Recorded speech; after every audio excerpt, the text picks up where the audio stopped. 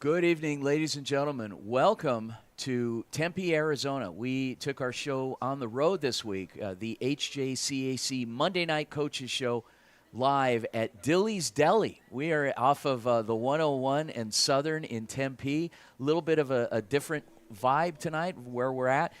My name is Vince Dellicio, joined by my broadcast partner and my broadcast partner from Saturday afternoon's game of the Maricopa Mustangs and Arizona Christian, Tomasa Perez. Tommy, first of all, thank you for hosting tonight. I'm really excited about tonight's show. It's going to be a lot of fun. We've got some great guests here tonight. But I wanted to ask you, that was the first game for the HJCAC that you had been a part of the broadcast. How did that feel? How was the vibe, the afternoon, the teams playing, the competitiveness, and everything else that came with it?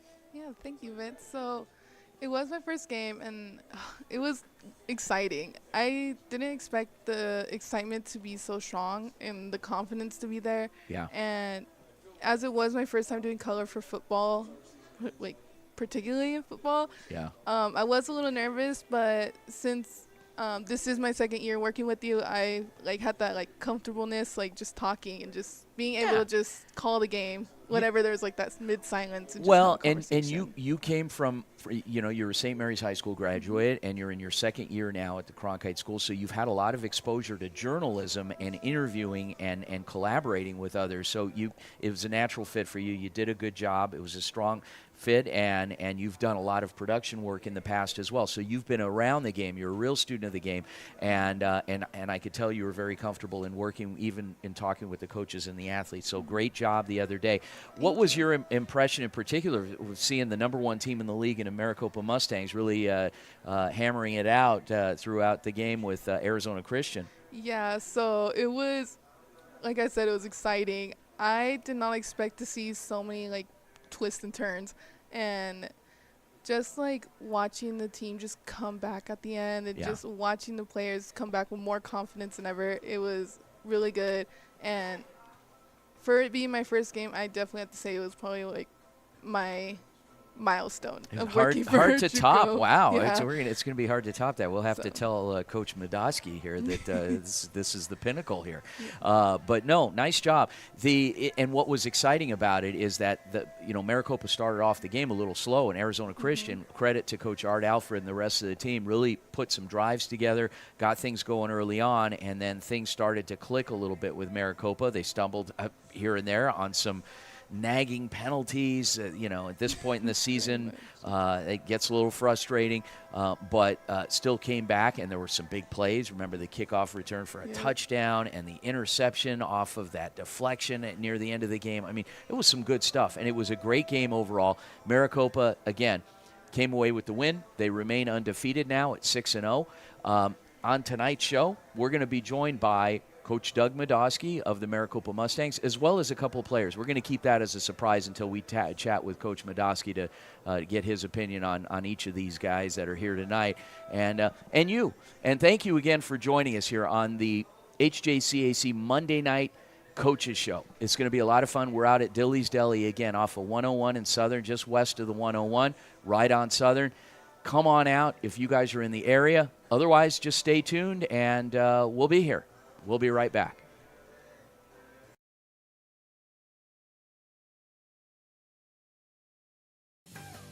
Hi everyone, I'm Roberto Astorga from Arizona State University with the Varsity Sports Show. With November coming, Arizona high school football enters playoff season. The best teams compete for state titles. In 4A, there is a team that is undefeated and ranked number 1 by AZ Preps 365. They are the Snowflake Lobos. They represent the entire city of Snowflake, Arizona, and the northwestern part of it. Being around 3 hours away from Phoenix, they have traveled to Show Low, Gilbert, Tempe, and even the Santan Valley on their undefeated season. Earlier in the season, I spoke with head coach Kay Solomon. He shared with me his goal of developing his athletes into good students and citizens. On the field, he is shooting for a region title and to contend for the conference. The Lobos are doing just that, being first in the region and in the entire conference. Coach Solomon also shared that his team was filled with experienced players. His players have been terrific, with senior running back Canton Turley having 8 rushing touchdowns. On the defense, senior linebacker Aiden Core leads the team with 14 tackles a game. Their starting quarterback, sophomore Jacob Leduc, is one of the team's least experienced players according to Solomon. Leduc looks like he's been playing for years, as he has 10 total touchdowns. The Lobos have a great coach and talented players. They represent their city with pride and have taken over the White Mountains. They look to take over Arizona with the 4A state championship. For the Varsity Sports Show, Roberto Astorga. All right, guys, welcome back to the HJCAC Monday Night Coaches Show, live from Dilly'S Deli on 101 in Southern. Come on out. And I am joined by the man, the legend, the myth here, Coach Doug Medoski, who the show is named after. Coach, you are a cult hero. And never been called that before. You are. Well, it's a night of first. So, Coach, we're sitting, and what I wanted to talk to you about, obviously, you had a great win the other night. You guys are 6-0 now, the Maricopa Mustangs. We had a win the other night. I wouldn't classify it as a great win. You had a win, so you remain undefeated. You played a team that has really gotten better through the years in Arizona Christian. I am impressed. I even told this pregame to Coach Art Alfred that how much they've really started putting things together, and they made it a heck of a game, particularly in the beginning. Take us through a little bit of the game, starting with the beginning and the thought process, and with how maybe it took a little while for things to click for you guys. I think for us, one of the things that we struggled the most with that I've noticed this year is the 1 o'clock kickoff time versus the 7 o'clock kickoff time, and us being after October or getting into October, that 1 o'clock time, we've tended to struggle, it seems like, to start games. I think that's one of the things that we need to do a better job of, obviously, changing some of the things that we're doing maybe in practice and trying to get these guys ready to start fast and play fast. I think the part of the way our practice plan lays out, we kind of start slow and then we build up, and maybe we need to start tweaking that a little bit to kind of force us to be ready to play when the whistle blows. There's a lot of things that you are preparing these guys for, meaning your team, because not only are you preparing them to play for you, but you're helping to prepare them academically to get through, but you're also preparing them for the next level. And the next level, the next college that they attend, the games are all going to be at 1 o'clock, it seems like. And so how have they responded? I think that I think that we've got work to do. Obviously, we'd like to be able to play better to start games. You can't, we're blessed by having a lot of guys that have talent. I don't think there's any question about that. When you watch us on film and you look at what we're doing, I think that clearly we have some talented football players, and I think that at some point the talent just kind of rises and starts playing well together. Obviously we need to do more. We need to get these guys, part of the reason we like morning practices is because that's what a lot of four-year schools are doing, especially at that Division I level. These guys all aspire to be at that level, so kind of looking at it saying, let's prepare them to get up early, to get their day started, to get through practice and do those things. We need to get better, though. At the end of the day, it's nice to go out and have recruited a talented team, but at the same time, we need to do more with that talent. We need to push them harder and push them more to get them to be able to actually achieve their goals at the next level.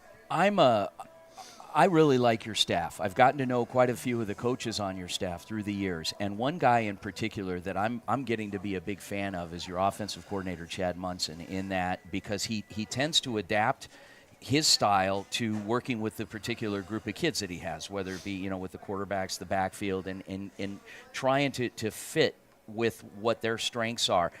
How did that work on Saturday? I think it obviously worked. I thought we did a better job of taking some shots over the top, kind of getting those quarterbacks that are young or haven't had a ton of time in the pocket to be able to really push the ball down the field and haven't had a ton of comfortability, I guess you could call it, with the receivers. I think we took some shots early that helped to open some things up underneath for us by connecting on some of those shots. And I think we just need to keep doing that and keep getting more and more of those shots and those opportunities for us because it will open up a ton underneath for us. And it takes a lot of that pressure and stress off that offensive line at the same time. Okay, so getting to the rest of the league, the teams that are part of the HJCAC, one thing that I've noticed this season and looking at each of the rosters, I'm seeing more and more Arizona kids on each of those rosters. Are you definitely concentrating your efforts more on recruiting within the state? And if so, obviously it's paying dividends, it's showing, but are you going to continue doing that? Yeah, that's actually been a focus. Over the last couple of years, we've tried to push harder and harder and harder towards recruit the state of Arizona. We feel like we need to recruit our backyard first and foremost. Obviously, there's always going to be out-of-state kids that are looking to come in and play, and And those are, in some cases, those are great football players that come in here. But we also know that that we're here. We want to service this community first and foremost.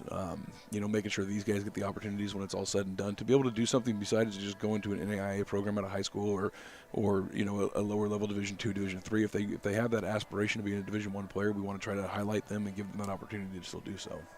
Okay, Coach, last question. Final 3 weeks of the season, you've got a couple of things going on. You've got to wrap up your seasons and finish strong, but also you're at mid-year recruiting with not only potentially bringing kids in, but also sending kids out. How is that focus going?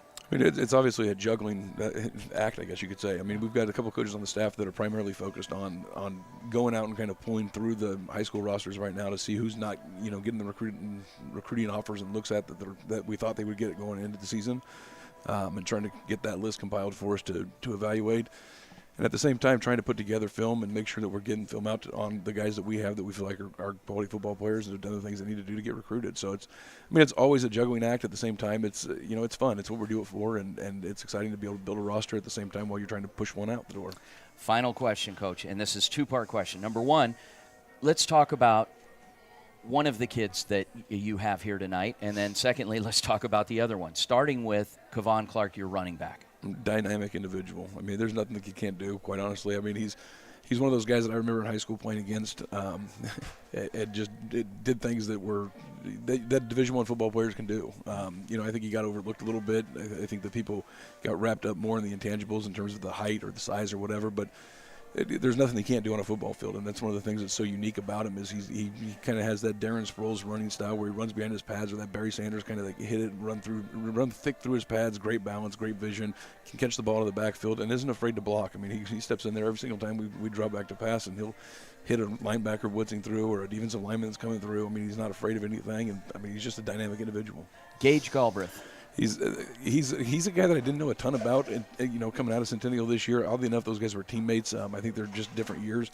But as I've watched him, he's just grown play over player, or week over week, I guess you could say.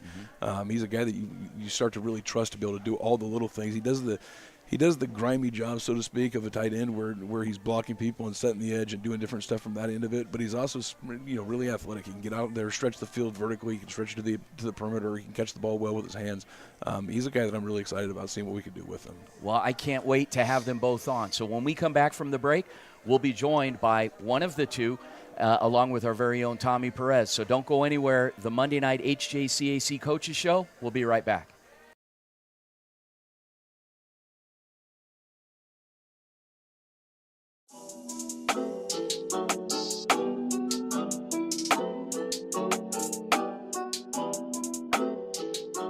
Hey, what's up, Varsity Sports Show? I'm Quentin Presley from Arizona State University, and today's segment is going to focus over to Chandler, where the Arizona Compass Prep Dragons get ready for one of the most interesting seasons in high school basketball.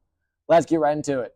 Led by five-star recruits Quincy Wadley, Mika Marinin, and Arizona's own Caden House, the Dragons are stacked with talent from both sides of the floor. They pose an intimidating threat of height, playmaking, and shooting at all positions, making them tough to game plan for. Their official schedule states that they will be playing 4 games this season, all against schools from different states, from the East Coast in Maryland and Virginia to the West with Cali and AZ. Although they've been playing as a team since as early as August, these are the games that will determine where they will fall in the fight for a state championship. That's all for this one. Thank you guys all for tuning in. Once again, from Arizona State University, for the Varsity Sports Show, I'm Quentin Presley.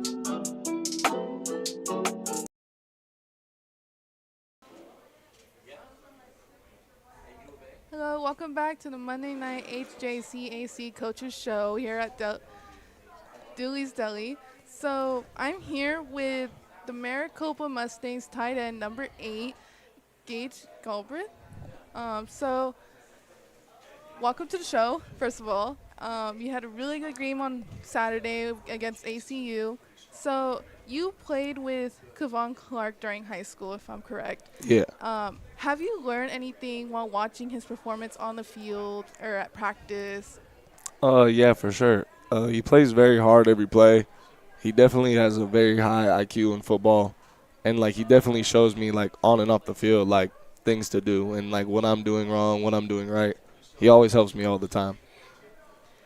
So this is a hypothetical question. If football was to end tomorrow, what would you be doing? I would definitely probably start working with my uncle and do like electrician and plumbing. He works at Andrews, so it's like an easy put on. So you were the first year tight end at the Maricopa Mustangs. What motivates you as a student, as a player, to just push yourself through things like when it gets tough, especially with your social life? Honestly, just like the goal, like of like getting to where I want to be, and then like my family, my friends, all pushing me too, and like makes it easier. So, what is your career goals right now? What do you see yourself doing after the Maricopa Mustangs? Where do you want to go next? If football doesn't end up working out, I'd probably end up getting my business degree, and then like doing like ended up probably electrician and plumbing into like building my own business, I would say. Lastly, how do you feel you gotten better this year, especially with the Maricopa Mustangs and being undefeated? Um, what improvements do you see in your performance, and what do you want to work on as well? I see improvements in my like IQ, like I understand the game more because I like just started, so I'm very fresh. And then honestly, things I can improve on is like probably just getting bigger and getting more ready for the next level. Thank you. This is the Monday Nights HJCAC Coaches Show here with Gage Galbraith from the Maricopa Mustangs, who are currently undefeated 6-0. I'm Tomas Perez, and we'll see you after the break with running back Kevon Clark.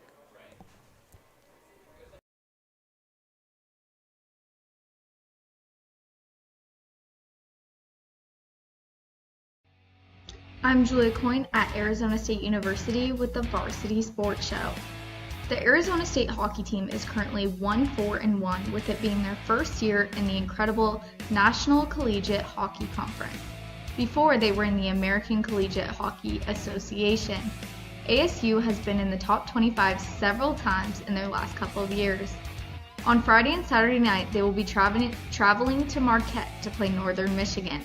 Northern Michigan is currently 1-3 in these preseason games. They have played each other in the past, and the Sun Devils have won both times in 2023 and in 2018. Last season, Arizona State went 24-8-6, and Northern Michigan went 12-16-6. Though Arizona State did better than last year, we don't know what to tell when they travel this year to Michigan. With seniors like Matthew Copperud leading the team, the Devils have a decent shot. Copperud tied for 4th in the NCAA in scoring 23 goals and broke the Sun Devils' high record of power plays. The Wildcats also has new freshman Billy Renfro, who had 20 goals and 32 assists for a total of 52 points. This preseason game is going to be interesting to watch for both teams. On the road for the Sun Devils, it's going to be a more difficult game. With the Varsity Sports Show, I'm Julia Coyne.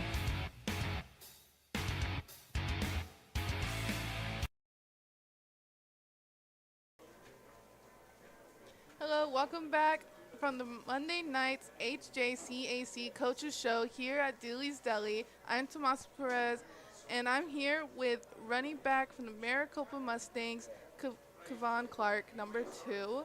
So, how are you doing today, Juan? I'm doing good. How are you doing? I'm doing pretty good. So, what inspired you to play football?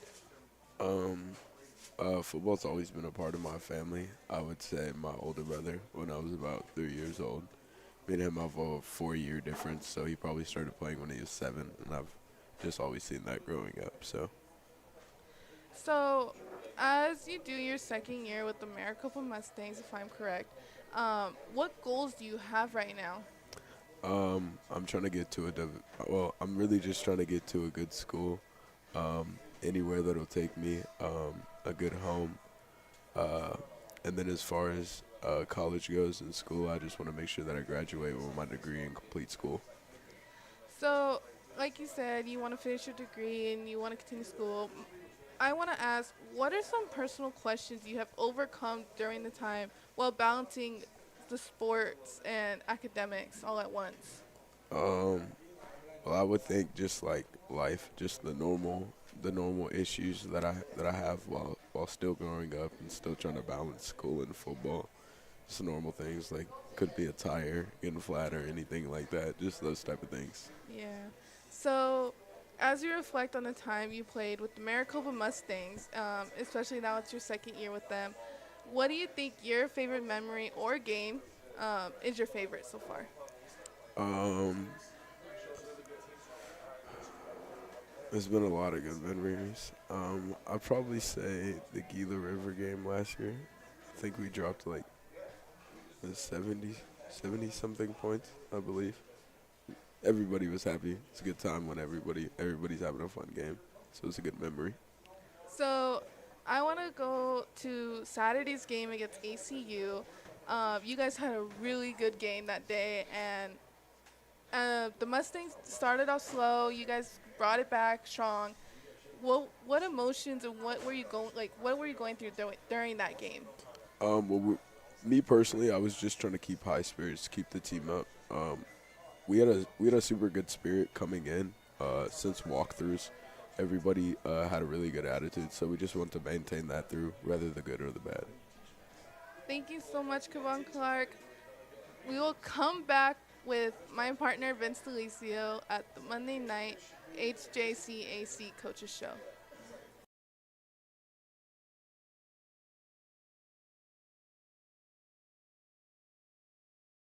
Hello, everybody, and welcome to Varsity Sports Show.